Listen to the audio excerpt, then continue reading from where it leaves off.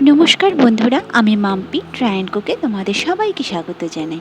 আজ আমি তোমাদের জন্য একটা খুব হেলদি রেসিপি নিয়ে চলে এসেছি, যেটা বানানো খুবই সহজ আর এই গরমে একদম উপযোগী খাবার। তাহলে চলো দেখে নেওয়া যাক কী কী লাগছে। এর জন্য আমি নিয়েছি মিষ্টি কুমড়ো, ঝিঙে আর আলু।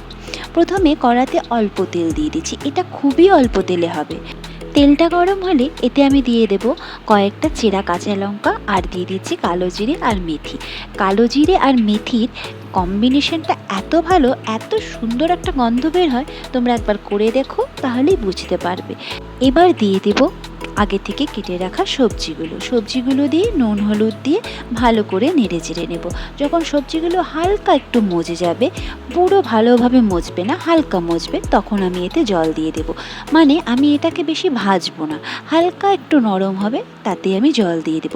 মোট কথা এটা একটা সেদ্ধ জিনিস হবে, কিন্তু খেতে খুবই টেস্ট হবে, ভীষণই হেলদি হবে।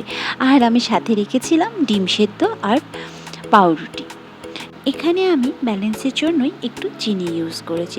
তোমরা চাইলে দিতেও পারো, নাও দিতে পারো, কারণ মিষ্টি কুমড়োরও একটা মিষ্টি আছে, তাতেও হয়ে যায়। আমি একটু দিয়েছি। আর ঠিক এই রকমই পাতলা থাকবে ঝোলটা, এর থেকে বেশি শুকোবে না, তাহলে ভালো লাগবে না, একটা স্যুপ ব্যাপার হবে।